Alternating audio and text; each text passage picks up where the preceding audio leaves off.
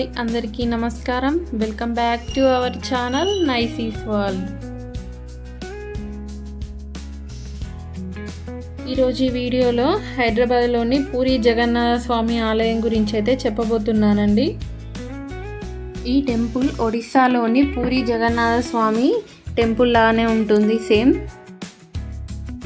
ఈ టెంపుల్ వచ్చేసి Banjara హిల్స్లోని road number 12లో ఉంది. దీనికి land marks KBR park and TRS Bhavan ఈ రెండింటి పక్కనే ఉంటుంది.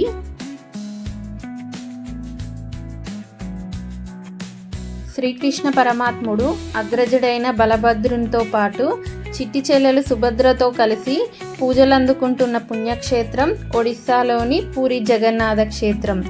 అక్కడికి వెళ్ళలేని వారు, ఆయన్ని నిత్యం దర్శించుకోవాలనుకునే వారి కోసం వెలిసిన ఆలయమే ఈ హైదరాబాద్ పూరి జగన్నాథ స్వామి ఆవాసం. ఈ ఆలయం సింహద్వారం దాటి లోపలికి రాగానే ధ్వజస్తంభం కనిపిస్తుంది మనకి. ఆ ధ్వజస్తంభాన్ని తిలకిస్తూనే పక్కన గంటను కూడా ఏర్పాటు చేశారు. ఈ ఆలయం గోడలపై మహావిష్ణు అవతారాలన్నీ చిత్రీకరించారు. అచ్చం పూరి ఆలయాన్ని తలపిస్తుంది ఈ ఆలయం. ఈ ఆలయంలో జగన్నాథ స్వామితో పాటు 5 చిన్న టెంపుల్స్ కూడా ఉంటాయి. అవి లక్ష్మీదేవి, శివుడు, వినాయకుడు, హనుమాన్ మరియు నవగ్రహాలు. జగన్నాథ స్వామితో పాటు మనం ఈ 5 ఆలయాలను కూడా దర్శించుకోవచ్చు.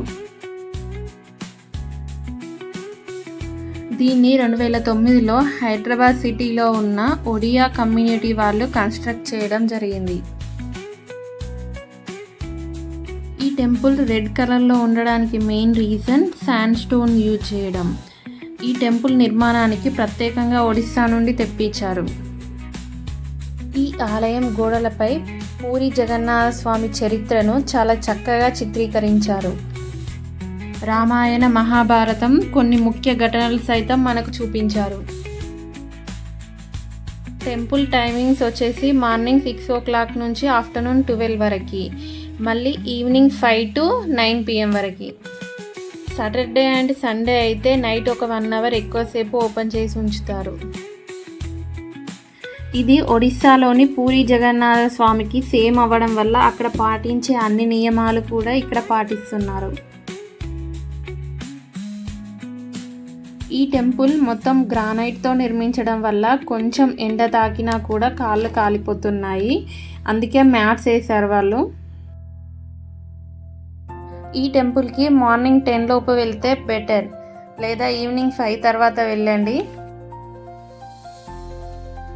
ఈ టెంపుల్ బిజీ ఏరియాలో ఉన్న టెంపుల్ మాత్రం చాలా ప్రశాంతంగా, ఆహ్లాదకరంగా ఉంది. ఇక్కడ ప్రతి సోమవారం శివుడికి, మంగళవారం హనుమంతుడికి విశేష అభిషేకాలు, అర్చనలు చేస్తుంటారు. హనుమాన్ జయంతి అండ్ మహాశివరాత్రి చాలా బాగా జరిపిస్తారు ఇక్కడ. ఏ ఆలయంలో అయినా మహావిష్ణువు లక్ష్మీదేవితో దర్శనమిస్తారు. కానీ ఈ ఆలయంలో మాత్రం జగన్నాథ స్వామిగా తన అన్నా చెల్లెలతో కూడి దర్శనమిస్తారు. ఇక్కడ ఈ ఆలయంలో మాత్రం అమ్మవారు ప్రత్యేక ఆలయంలో పూజలు అందుకుంటున్నారు. పూరి ఆలయంలో ఒక సాంప్రదాయం ఉంది. జగన్నాథుడి కంటే విమలాదేవి అమ్మవారిని ముందు దర్శించుకోవాలని. సేమ్ ఇక్కడ కూడా ఈ జగన్నాథ స్వామి ఆలయంలో విమలాదేవి అమ్మవారిని దర్శించుకున్న తర్వాతనే ఆ జగన్నాథుడిని దర్శించుకుంటారు.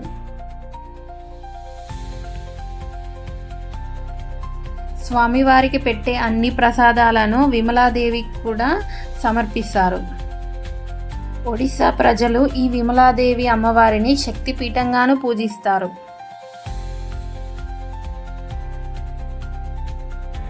శ్రీ మహావిష్ణువు జగన్నాథుడిగా, ఆదిశేషుడు బలభద్రునిగా, పరాశక్తి సుభద్రగా, చక్రదేవత సుదర్శనమూర్తిగా అనుగ్రహిస్తున్న అద్భుత తీర్థం పూరి జగన్నాథ స్వామి.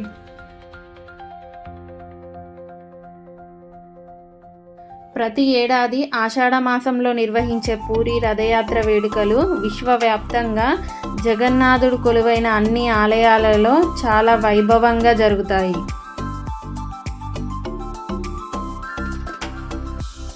హైదరాబాద్లో కూడా ప్రతి ఆషాఢ మాసంలో ఈ రథయాత్ర వేడుకలు చాలా అద్భుతంగా జరుగుతుంటాయి. చాలామంది పాల్గొంటారు ఇందులో.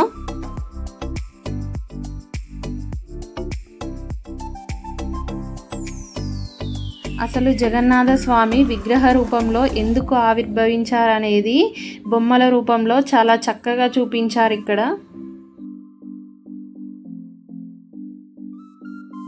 ఆలయం గోడలపై కూడా ఈ జగన్నాథ స్వామి చరిత్రను చాలా చక్కగా చిత్రీకరించారు.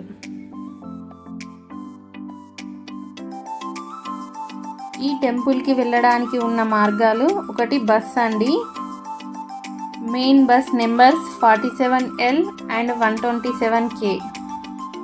దిగాల్సిన స్టాప్ వచ్చేసి జూబ్లీ హిల్స్ ఎమ్మెల్యే కాలనీ. అక్కడి నుండి టెంపుల్కి వాకబుల్ డిస్టెన్స్ అండి. సెకండ్ వచ్చేసి మెట్రో అండి. ఇది దిగాల్సిన స్టాప్ వచ్చేసి జూబ్లీ హిల్స్ రోడ్ నెంబర్ 5. అక్కడ నుంచి టెంపుల్ 5 కిలోమీటర్స్ ఉంటుందండి. అక్కడ నుంచి మళ్ళీ ఆటో లేదా క్యాబ్ బుక్ చేసుకోవాలి. ఒకవేళ మీరు ఓన్ వెహికల్లో కనుక వెళ్తే టెంపుల్ దగ్గర అయితే పార్కింగ్ సదుపాయం కలదండి. మొత్తానికి ఇదేనండి జగాలను ఏలే జగన్నాథ స్వామి ఆలయం. మరో కొత్త వీడియోతో మళ్ళీ మీ ముందుకు వచ్చేస్తా. అంతవరకు సెలవు.